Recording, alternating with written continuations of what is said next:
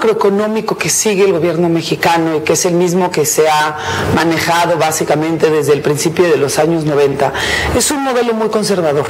donde una vez que se logró controlar la inflación después de la crisis de los 80, se ha mantenido básicamente un salario mínimo que va creciendo a la par de la inflación. En ese sentido, tener un incremento de 2 pesos del salario mínimo suena absurdo, pero pues es el equivalente al crecimiento de la inflación del año anterior. Por supuesto, se dice, ¿por qué si todo sube el salario prácticamente no sirve? Recordemos aquí que el salario mínimo es básicamente una referencia. Si bien hay un porcentaje muy importante de la población que todavía gana un salario mínimo o tiene que tener varios turnos de empleos para poder superar su situación económica, ya el salario mínimo es nada más un indicador de referencia, no es lo que gana la gente. La gente gana 1, 2 salarios mínimos, 3 y lo complementan además con la economía informal. Entonces,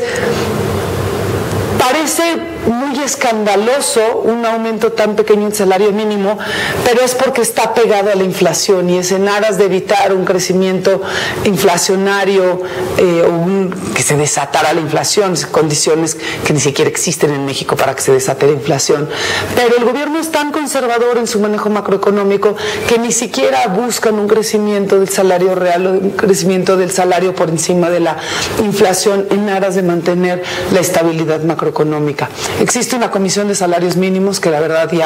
cuya función básicamente es obsoleta, pero como muchas instituciones de este país no se pueden tocar a pesar de que ya no sirvan de nada.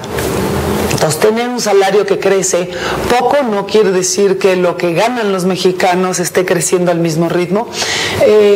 Seguramente tendrá que haber alguna revisión sobre la canasta que está generando la medición de la inflación, pero no olvidemos que la inflación es un índice donde se incorporan los precios de muchos bienes y servicios y esto incluye normalmente, o sea, si la inflación crece, es un indicador que ya trae incorporado el incremento de gasolinas, el incremento de impuestos, el incremento de distintos precios de bienes y servicios públicos y privados. Entonces, en principio,